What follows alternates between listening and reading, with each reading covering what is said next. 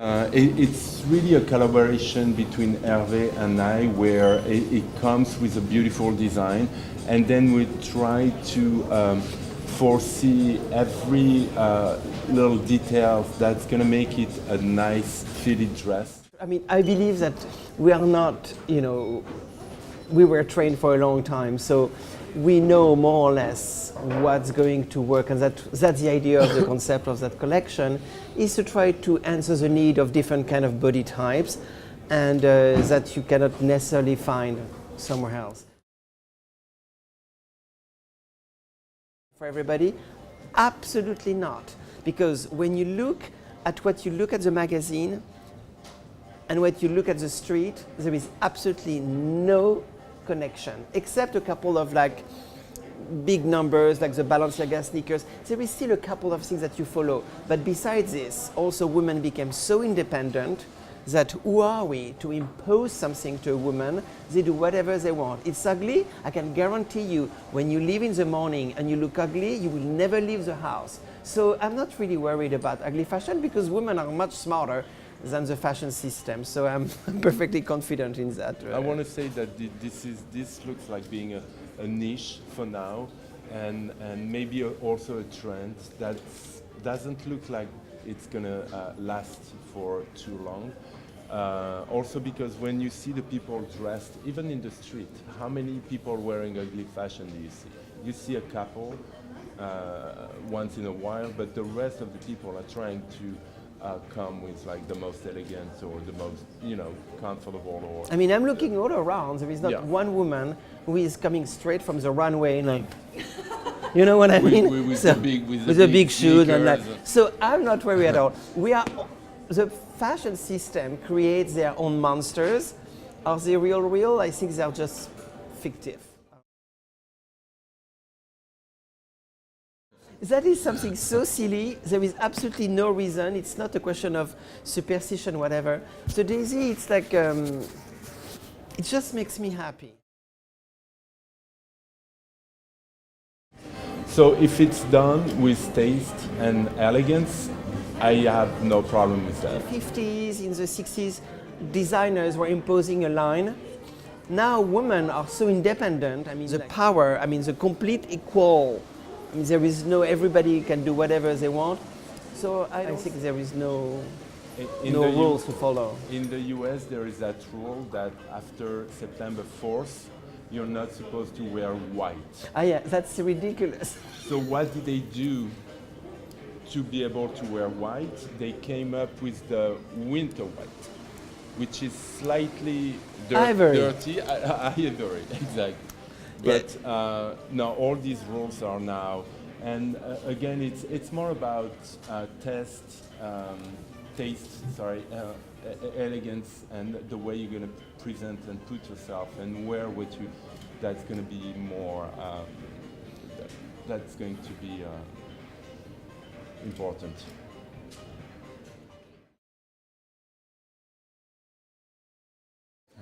I'm to quote somebody that I really love.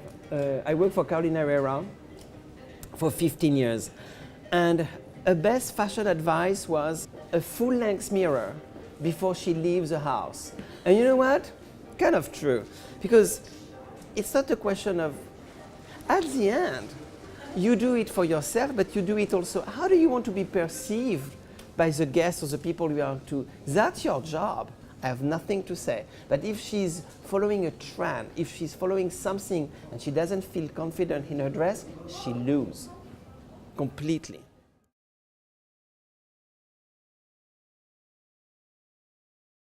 We met her actually 8 days before inauguration. And 2 days later, she called me and she said, "Do you think you can do the inauguration gown in 10 days?" And that's exactly where I believe it all started, because on that dress, we really collaborated on it. To design for me an evening dress, I can do an evening dress and I can do several sketches, fine. But to do the only one evening, if you Google my name, you don't see me, you see her. So it's like something very bizarre, because you're like, that will be forever, it will be associated with what we did. This dress, of course, it has to be comfortable. Of course, it has to be nice for her. But regardless the event, it's all the pictures that matters. You need to look absolutely fabulous when you come out of the car. So that was the expertise of Nicola. How we are able to do a dress. The dress was not even lined. The dress was completely done in the same fabric, inside and out, no lining. It was a double fabric. That was the only way that we were able to. Mademoiselle Chanel always says that if you put more than 5 minutes to describe a dress, oh, she had a ruffle and she has like a bow and she has flowers and she says, oh, it was a drape in the back and the dress is a disaster.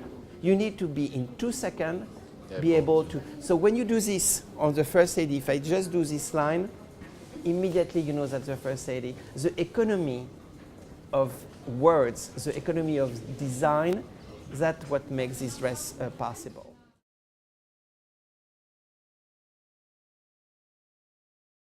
For example, that pink dress, you can only find it here in ЦУМe, Moscow. This one, the first pink first dress. one. This is a dress that we only made for ЦУМe here in Moscow. And this one also in white. And the white one. And the white one. We are very specific about who is carrying our brand because, listen, fashion is like a big cake. Everybody is looking at the same part of the slice of the cake. She's 20, 25, she's skinny, she's very rich, she has a red carpet every other day. And she has of course, she has a private plane. So that exists for a lot of people, but not a lot. And that you have also women who don't want to advertise the name of the designer, like you would be like, whatever the name, like all over names. And you have this chic woman who absolutely don't want to advertise. She wants to have something that nobody said, why did she got that dress? And that's our customer.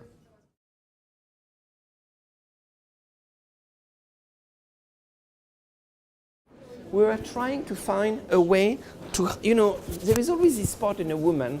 She's skinny, fat, old, young. She never wants to sew this. That's the problem of fashion sometimes. You have a male designer who is going to impose his vision. But does it mean that his vision answer your need? I'm not so sure. Earlier, we had like a clinic with all the people who are selling the collection, and they were mentioning, they said, be careful, you're a little bit too tight in the arms. So immediately we want to react to this, and we already did actually. How, first of all, who is going to wear it? When she's going to wear it? Every time we put a dress on a mannequin, on a size 2, to see what it's going to look like in a size 16. We are never like doing crazy Japanese pattern making where we don't know where the front is. It's how many times you go to a store and you have a side zipper, you have to put your head like this, and you have a snap, and you have like that. All of these things we try to really think about it because you're like, how is she going to get in? You could look good, but if the customer suddenly doesn't know how to put it in, it's a no-no. It's a no-no. At the end, it's all about to have a black Amex, bling, you know what I mean, and to answer the need. And when she comes home, her husband said, where did you find $5,000? I said, is that what it is? And he said, with her dress, I said, okay, at least it's for a long run, you know what I mean.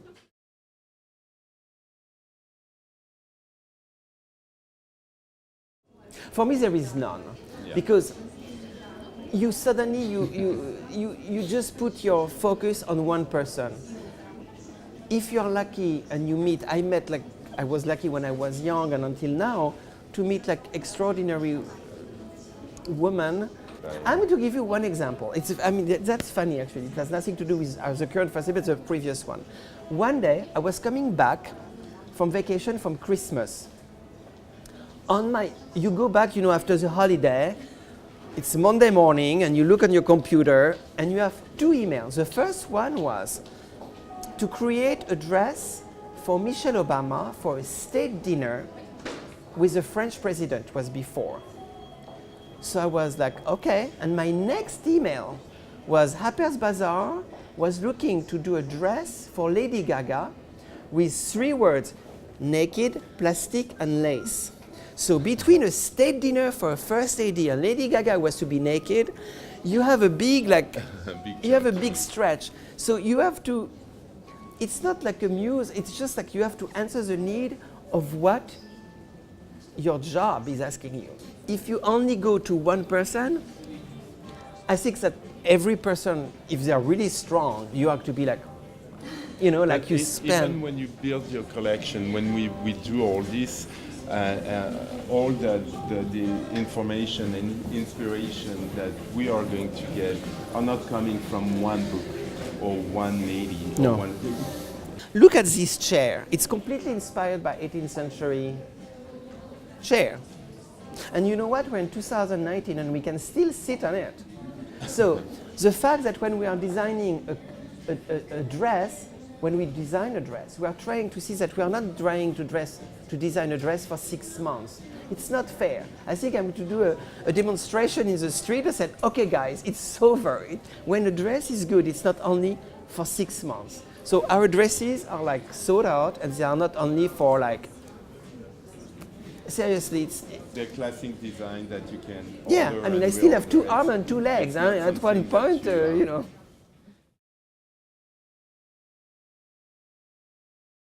Looking at the few people already, so I don't think they need advice. I think they are pretty confident. It's not an advice. I prefer a good conversation with a client than to give her an advice because I impose something. I prefer, when you impose, you lose because people don't want. Even if it were what you wanted to wear. You know, when you have someone that imposes something on you, it's not the right approach to how to dress someone. I mean, back to the first lady, at one point she has like event. If I go to I tell her something, at the end I don't wear the clothes, she does. Women have the final word.